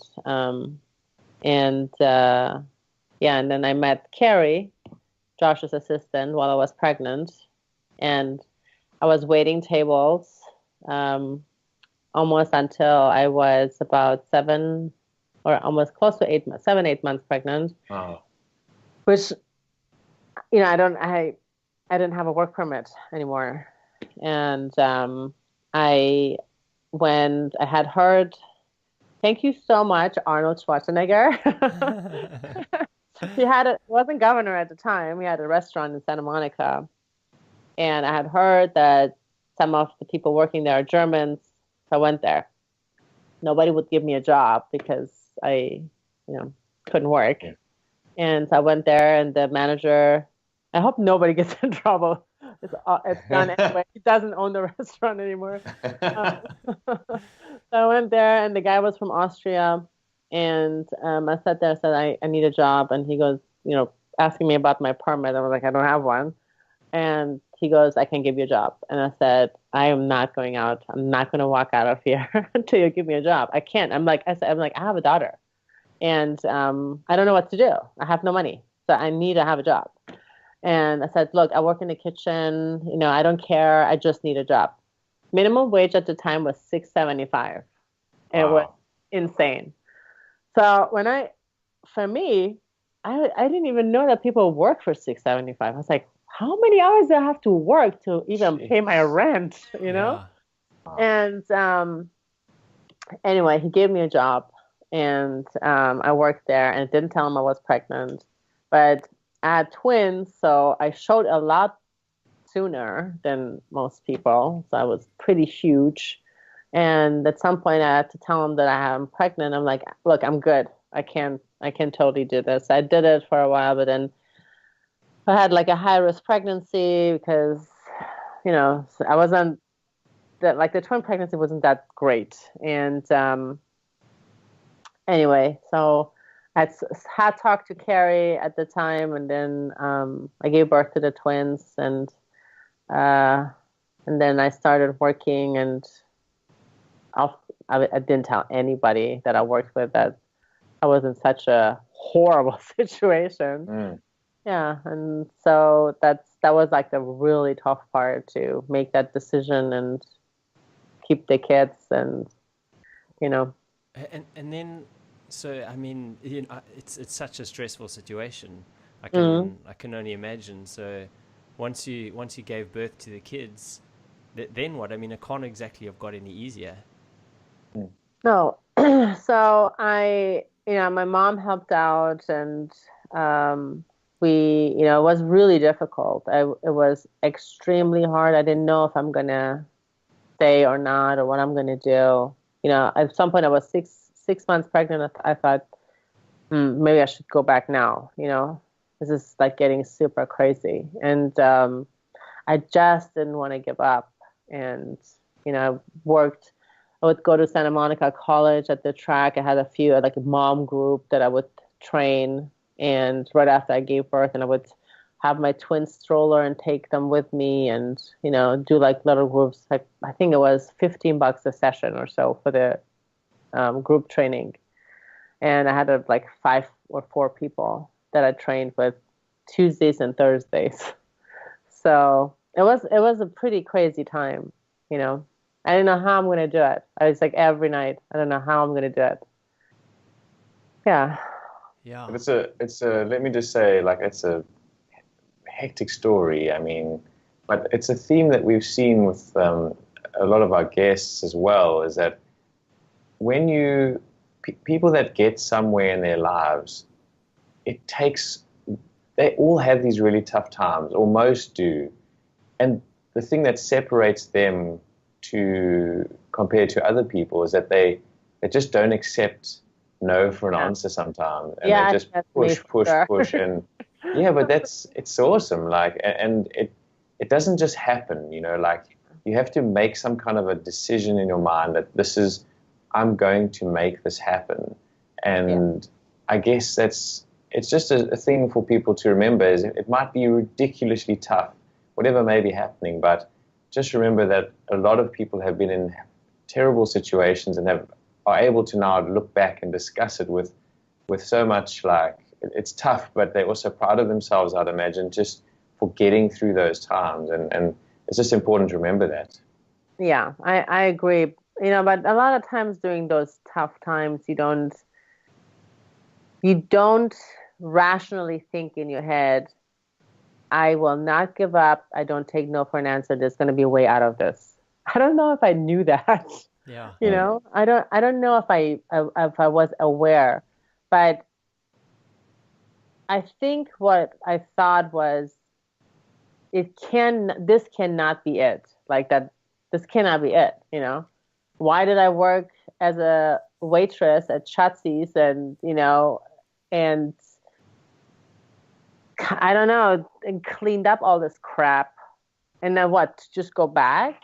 You know. Yeah. It's just like, that cannot be it. Yeah. And just, you know, hoping like something else is going to come around. But I know I never stood still. I didn't wait for something to come to me.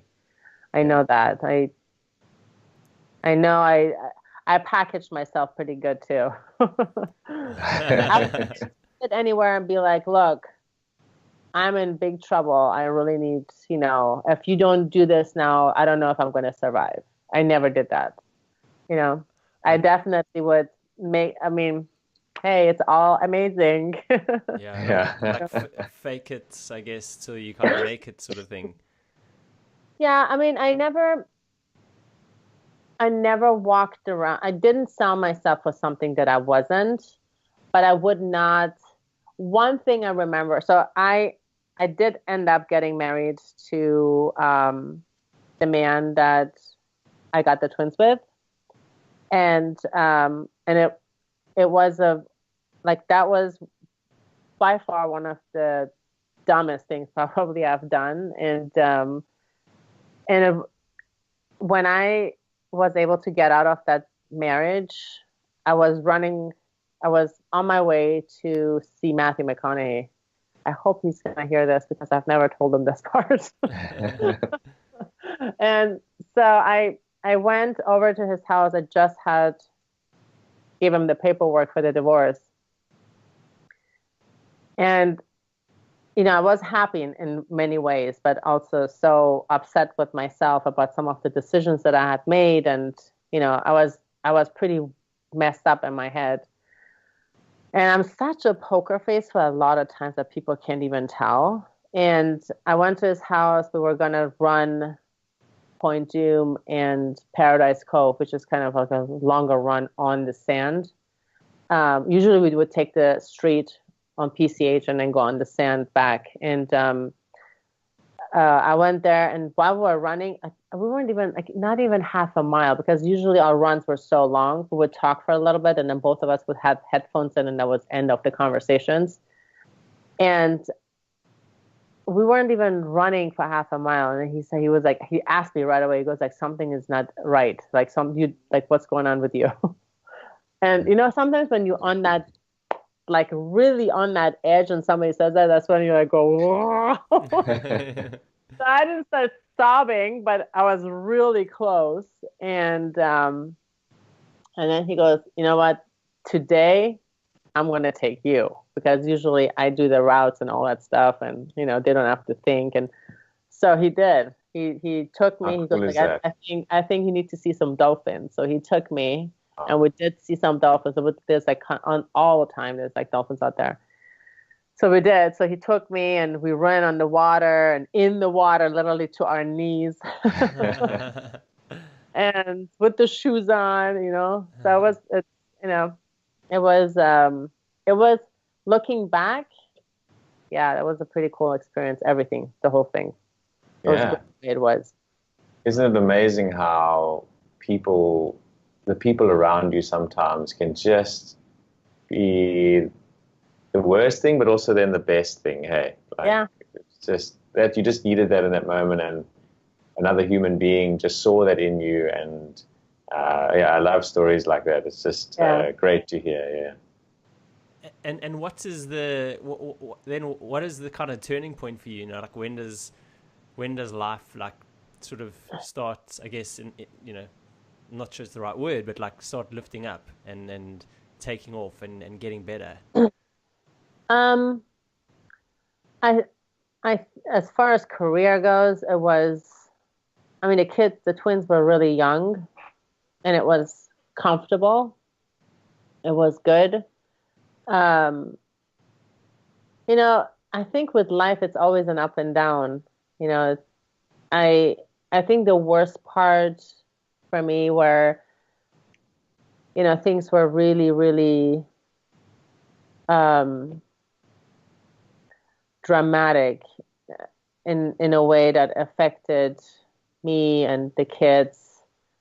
That really didn't stop until just a few years ago, not that long ago. Where it was done and closed. But sometimes you make a decision and you have to stick to it, because at that time it seems to be that's what you need to do, and you just have to you're just gonna have to do it, and you can't look back and say, I wish I wouldn't have done that, because if you didn't do that, then a lot of other things wouldn't have happened. Yeah, it's always easy to look back. I wouldn't have met my husband today, and I wouldn't have my 5-year-old. That's for sure. That's cool. Yeah. Yeah, and so when did you meet your husband? I met him in 2011 when I was traveling back and forth to Germany for filming, and I met him through childhood friends that I grew up with, I call them my cousins, but we're not blood related. We grew up together. Our families are very close, and my husband worked for them. Oh, cool. That's how we met each other. That's very cool. And you like are definitely a lady of many talents, that's for sure. And you've achieved a lot of things in your life, and you've been very successful, and you are very successful. So you're a natural chef, if I'm right. You studied to be a chef. You've written your own book. You obviously have your own like private clients still, and you're a TV producer, and you've been on lots of reality TV shows. I mean, there's so much there to chat about. That's such great stuff. So if we just start with, I guess, like one of them, the TV show, it's Not Too Hot. Is that what it is? The name of it? Not Too Hot. From Not Too Hot, yeah. And that's with one of the child sort of celebrity ladies, and now she's obviously much older. And she on the show, she goes from losing 450 pounds to like a size 4 or something, which to me, I can't even begin to imagine what the process is to get someone in shape like that. So can you just tell us a little bit about, I guess, about the show, about her, about people losing that much weight, and also about producing it? That must be so exciting. Like, how did you even get into that? So again, the producing, that whole thing came about just the same way I met some of the celebrity clients. Wasn't planned at all. Like, I didn't even know I was producing. I didn't even know that's what it is. So I just created this thing, and then I was called the executive producer. So I was introduced to Mama June about 2 years before the show. Before we did the show, it was maybe in 2014 or so. And I came in to help her daughter, who was at the time 8 years old. And I came in because her daughter and Mama June were on this show, The Doctors. And she was diagnosed on the show as a child to be obese. And then the doctors give them a whole rundown as far as like her, what the risks are and all that stuff and how they can, get her back on track. So they brought me in. That's how I met her. They brought me in to train the little girl and do like her nutrition and stuff like that. And that was in Georgia. So I'm in LA. I would travel to Georgia, go through their stuff and, jaw-dropping, shocking things in the fridge and cook with them. I would chop, cook, make things with them together, have them try it. And the little girl started losing weight, but not how I would have liked it. It wasn't, let's say, in like 3 weeks, she would lose 4 pounds. For someone who is that heavy, that's not enough. And so they were like, what are we going to do? So what can we do different? And they bought her a bike. The production bought her a bike so she can move around. She wouldn't use the bike. And I said, they should do mom because I can't parent that kid. Even if I was in Georgia for 2 months, I can't parent her. That's her mom. She's 8. So she's not the same age as my twins. And I always imagine if somebody comes in trying to like parent or, teach one of my twins, they'd be like, who is this person? Yeah. So I said, let's do mom. So mom's manager and I knew each other. And so she said, so what should we do? I was like, okay. So we started with that. I would ship my drinks to her, my meal replacement, raw, vegan. But she'd be like, this is like charcoal. She hated them. Totally hated them. And but she did them. She drank some of the drinks. I was like, if she just does half of this stuff, it's great, Yeah. And we still would travel back and forth every few weeks. Take them there's beautiful hiking trails that they've never even used, that didn't even know about them. And so we would do that and, do some different things. And then a show came towards, Botched came to Mama June. It's a show on E!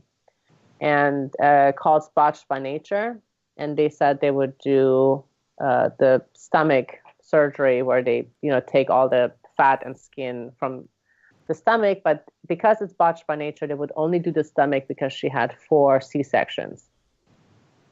So we were like, okay, fine. So, they had talked to me and said, can you get her to lose, I would have to guess right now, but it was nothing big. It was 30 pounds in 2 months. I'm like, yeah, totally possible. She was heavy. It was really heavy. 360 something pounds. Jeez. Yeah. So I was like, yeah, that 30 pounds, nothing. She loses that tomorrow, And then they taped the show, part of it, the consultation. And then they said to me, they want her to lose 70. I said, I can't, that's not possible. She won't be able to do that. Just because over there in that side of town, it's so, that would be such a lifestyle change in such a short amount of time. She just would not do it. I said, that's not possible.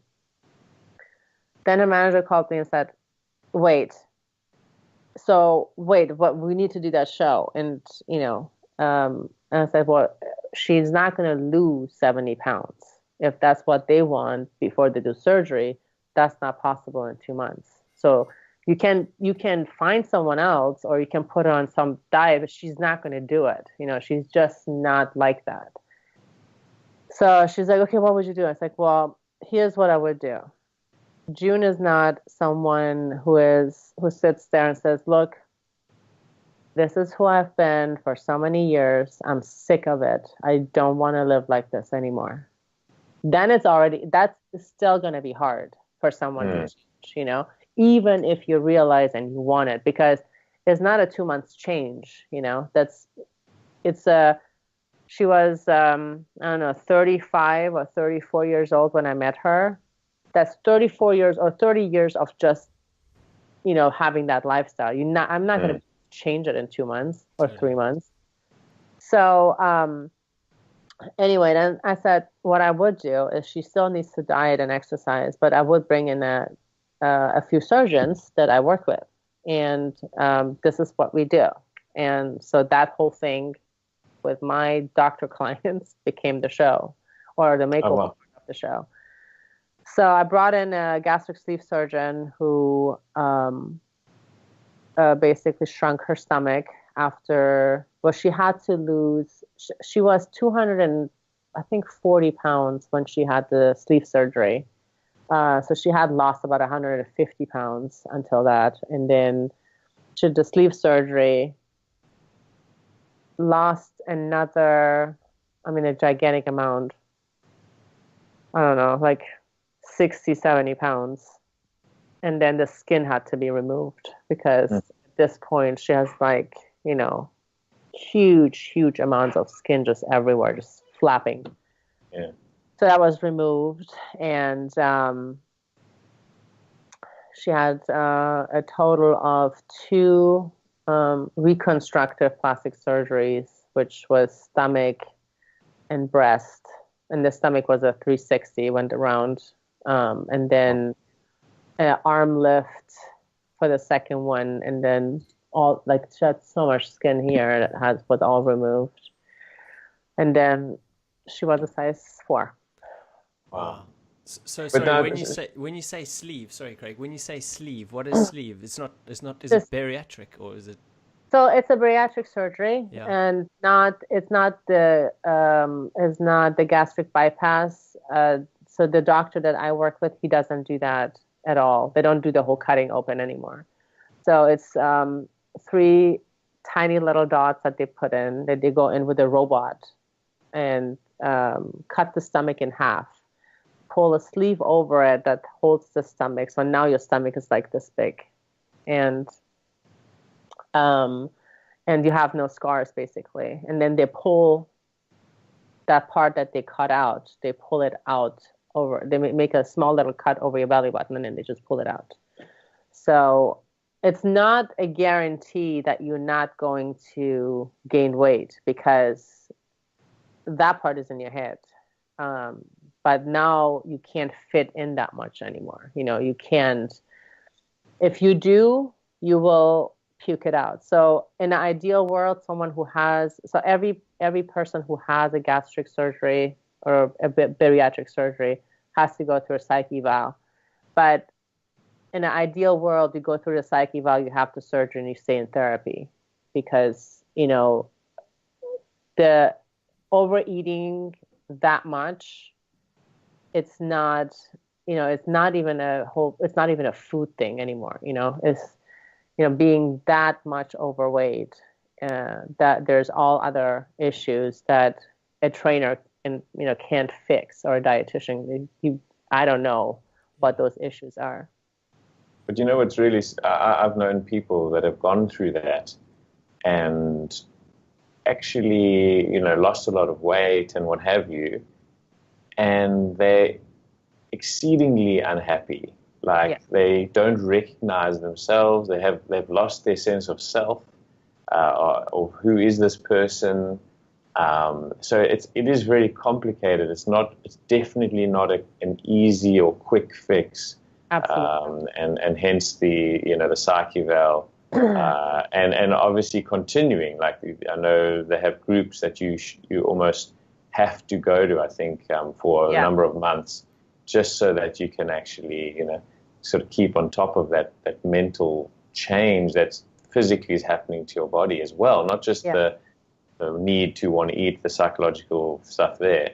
But so that lady, am I understanding correctly, she actually didn't really, really want to lose the weight. She wasn't super invested, or how did that? So this was an absolute, very challenging project for me, because, there was a lot of things that I would see and not like, parenting. All the kids are overweight, all of them. they're just huge, and at a very young age. And she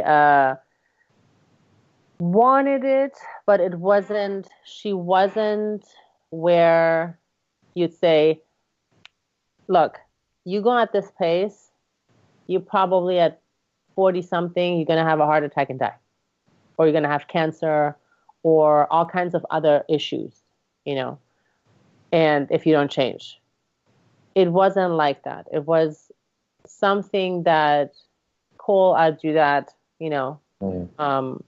because it was supposed to be the little girl first. And it wasn't, nobody can come in when someone has a parent and start doing things like, don't do this, you need to move around and things like that. So it's kind of it's difficult to, educate someone like that. And looking at her now, she really enjoys who she is and who she has become. She is definitely a lot more, from what I see, happier and, likes herself. But it's not a quick fix at all. It's not you have the gastric sleeve and you're going to be amazing. You're going to feel amazing for the rest of your life. The reason they do this psych evals is because, they need to first make sure you are fit enough psychologically to go into surgery like that because of the changes. Even that doesn't really mean you're going to come out of the surgery and 4 weeks from now, you're going to drop 30 pounds. That's how quick it goes, because now you can fit, volumes of sodas and, foods like, stuff that you used to eat. You can't even fit it in there anymore. So all the whatever you got out of the food and out of the indulgement that you had with the food that you got out of it, you can't even do that anymore. So you have to deal with that issue. And that's what you just said, is they weren't happy with, like, they didn't even, they couldn't really recognize themselves anymore. It's because, this, and the overeating stuff, it's really a problem. And it's very calming to a lot of people that, are obese. They just, they eat that much because it does something else to them. It's not just a hunger issue. So if you can't do that and you don't have the help who can, help you with all the reasons why you do it, that can be a big problem. Yeah, absolutely. It's a big mental thing, that's for sure. And it's, just if you look at it kind of logically, people have, like you said earlier on, they've had these bad habits for their whole life. And been doing ways, eating a certain way or doing whatever they do for 90% of their life. And then all of a sudden you kind of have these changes, over a few months, and you might look great, but the whole mental side of things, you still got to adjust and take time to deal with all those changes mentally, to cope with it properly in the long term. It's a big mental game that, that people struggle with, I guess. Yeah, absolutely. Yeah, and so I'm just conscious of time here, and we've loved chatting to you. We've touched on many topical subjects, that's for sure. Lots of interesting things that are really, really relevant at the moment. And there's so much more that we I guess we could go into, but we'll have to save that for some other time. So what is going on at the moment for you? What are you doing? I think you're also producing in Germany, or you're working on TV in Germany. What's going on, and what's the future looking like? So I am working on a few projects that have to do with weight loss and television here, so in the US and in Germany, and possibly in the UK. But, these things that bringing ideas together, working with the right people. It's nothing that happens. I had to learn this really, and that's a really difficult part for me. That okay, here's the great idea, so let's do this now. When are we going to film? So it doesn't work really like that. It's really a big, long process. But after I learned so much filming and producing the last TV show that we did. It's not really the area I like to work. It's not so much, it was really something that happened out of a lot of connections and knowing people and putting the right people together. But I had a few really great ideas that I shared with a network at a production company, and they really loved it. And I signed with them. And right now, even being signed, there's no date for filming yet. So we're still putting things together. And, there's always like legalities and things that people do want to see versus that what you want to do. So we have to bring it as close as possible to what works for everyone, so that once it's on a television show, people enjoy watching it, and then I don't watch it and go like, oh man, this is so bad. This is horrible. What did I do? So I don't want to go that way. And but we have a few really good people that are working together, and I did a bunch of learning, and I separated myself from a few people from the last show, and so hoping that we do something that can actually stick and it's not so superficial. Yeah. And so the next step for you is, are you still going to be doing some personal training Yeah. I love that too much. I won't ever really stop doing that. I enjoy getting out of the house, and and that's I have a total normal schedule with that every day when I'm in LA, and that's gonna stay like that unless I lose a leg or something. And let's definitely hope that never happens.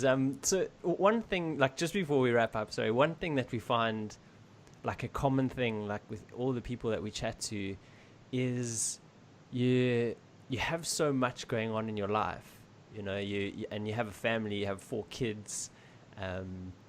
How do you manage your life, like in terms of time management? How do you literally fit everything in? What's the sort of secret to it? I do not meditate. Come on. I don't. No time for that. And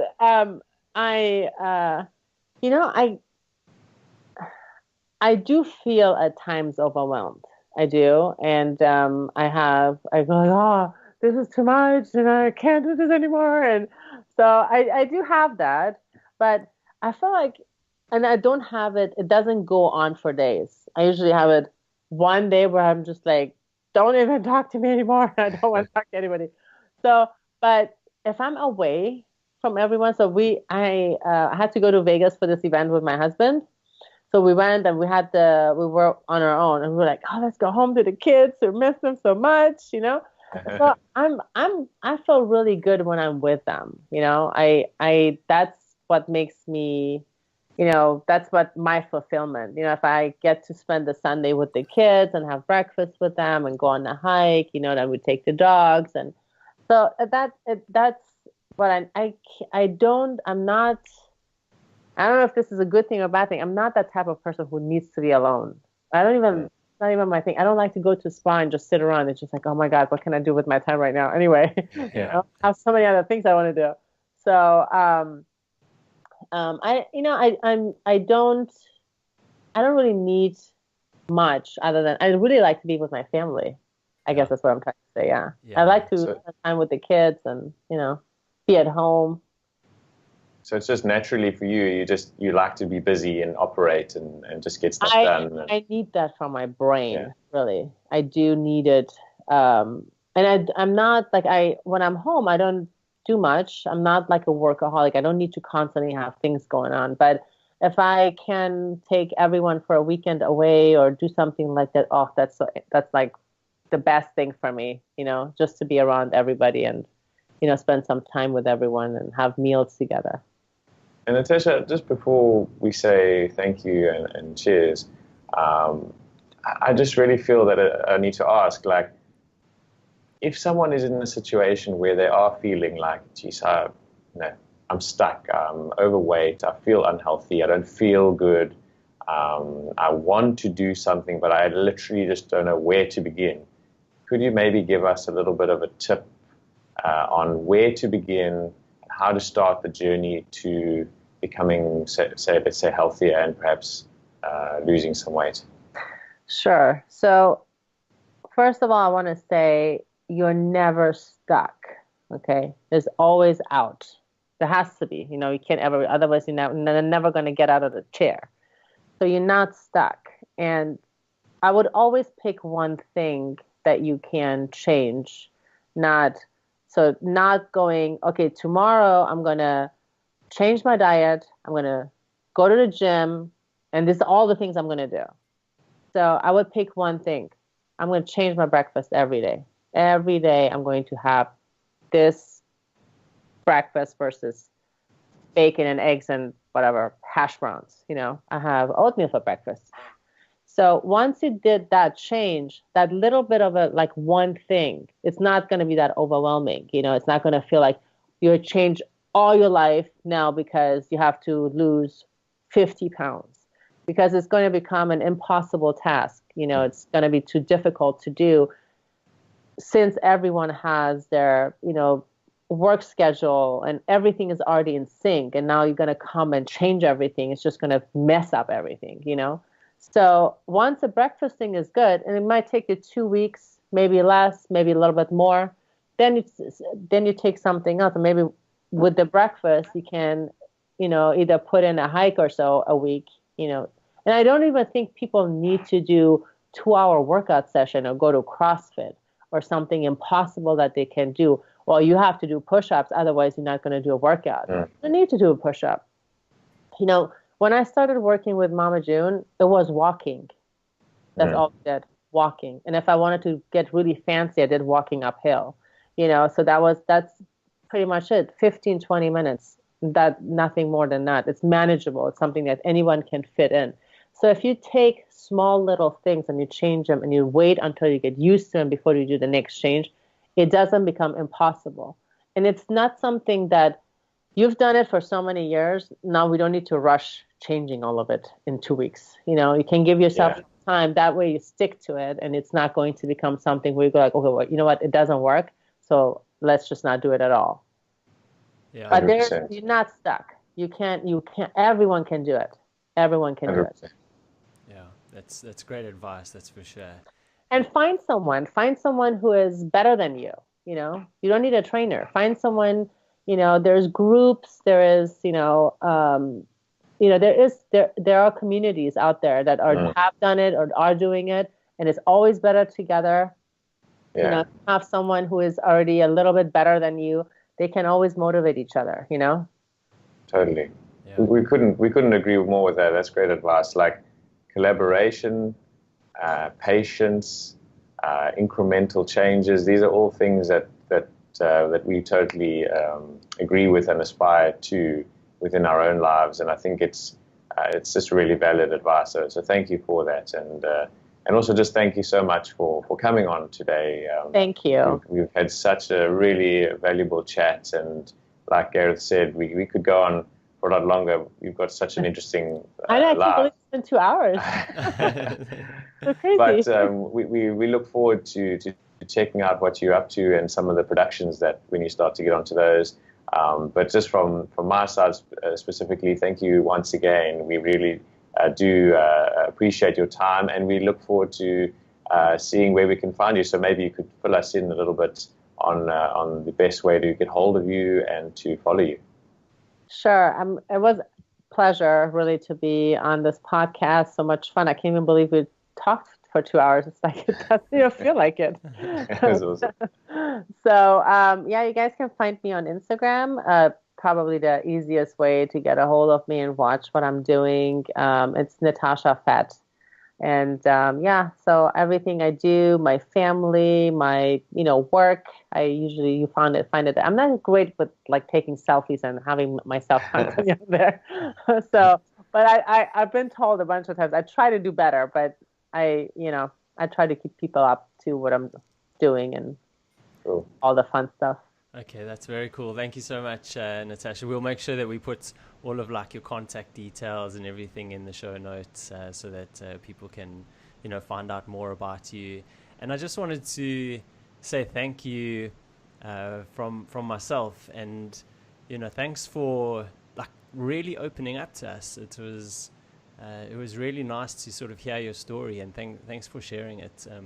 At times, when you were telling me, I was like, wow, my kind of heart dropped and my breath kind of like got a little bit deeper because I was like quite shocked. And it's really amazing, like what you have achieved in your life. And there's so many sort of underlying lessons, and I think the listeners will really, really appreciate that and learn a lot from it. And, like the persistence that you've shown in your life has certainly like paid off, and that's such a great thing to be proud of. So thanks a lot. Like it's really, really powerful. And just for being like, first of all, just for even coming on the podcast, for us it's like such a big deal. It's like really, really amazing of you to come on it. So we super respectful, super thankful for that.